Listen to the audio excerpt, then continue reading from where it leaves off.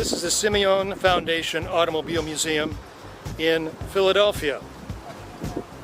It's a private collection but open to the public. Almost 70 sports racing cars. In one place you can get a history of road racing in America and in Europe. And many of the cars are very significant. One of three, only survivor. One of the museum's star cars is the very first of the legendary Shelby Daytona coupes. Its story is well known. The Cobra Roadster didn't have the aerodynamics to be competitive on the long circuits in Europe, so Pete Brock, Carroll Shelby's first employee, driving school instructor, and former GM stylist, penned the famous shape with the notorious chopped-off rear end. Called the camtail, the shape reduces drag of the vehicle without having to have a long tail.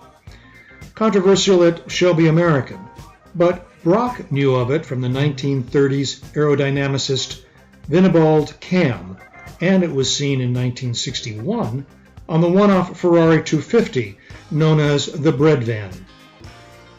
The car was designed on the office floor and completed in 90 days. Finished in January 1964, and from the first test at Riverside, it was fast. And from there, it was on its way to Florida in February for the Daytona Continental. Adding to the legend is its being found after 30 years in a storage facility in Anaheim. The museum has said they will keep it like it is. And the camtail found its way on the Mark IV GT40s. This one raced at Sebring and Le Mans, never to race again. How is it that the Italians designed such beautiful cars? This 1929 Alfa Romeo Supersport is simple, stylish, making comparable American cars look clunky. They have style and speed like this Alfa 8C for the 1937 Mille Amiga. It's as aerodynamic as any airplane. It is one of two cars in existence. Now here is a real rare street car. 1966 Ferrari 365 P Berlinetta Speciale. One of two built in collaboration with Sergio Pininfarina and U.S. importer Luigi Cianetti. 4.3-liter V12, three-seater. Some 20 years before the McLaren F1.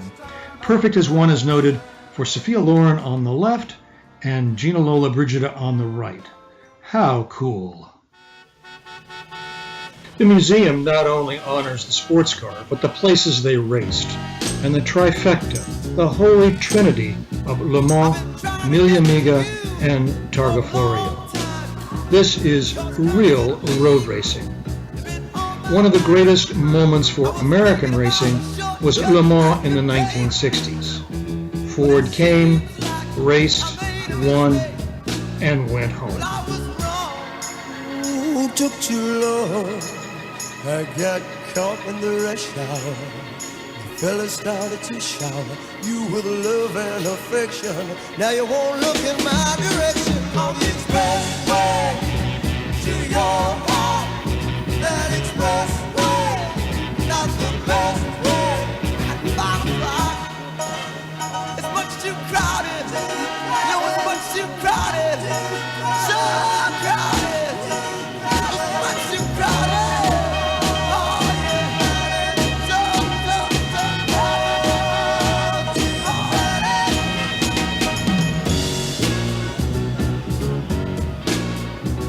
There's too many.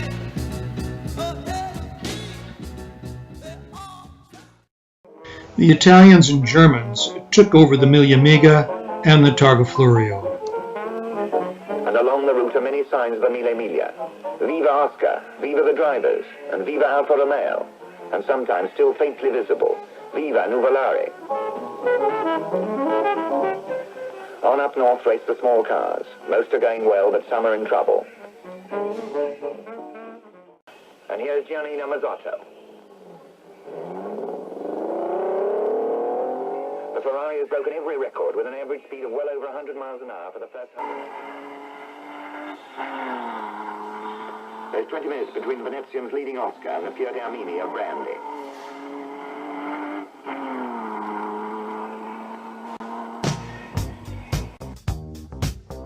This 1975 Alfa 33 raced around Sicily at the Targa Florio, won the World Championship, and can elicit a golden nostalgic moment.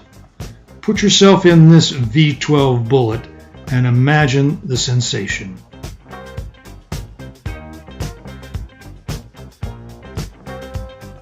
The collection includes this 1936 Bugatti 57G, Le Tank, that won Le Mans in 1937, only survivor of 3. In 1939, there was a one-off also called The Tank that won Le Mans and was the car in which Gene Bugatti had his fatal accident.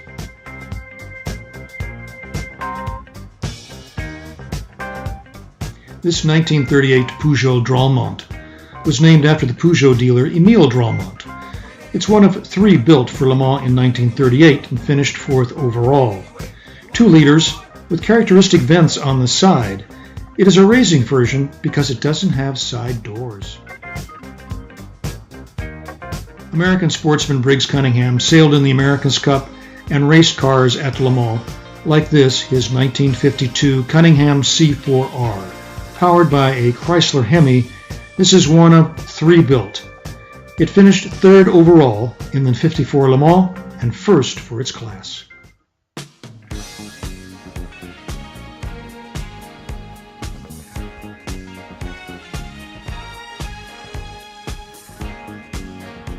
The idea of the museum is to preserve the car, not rebuild it to perfection.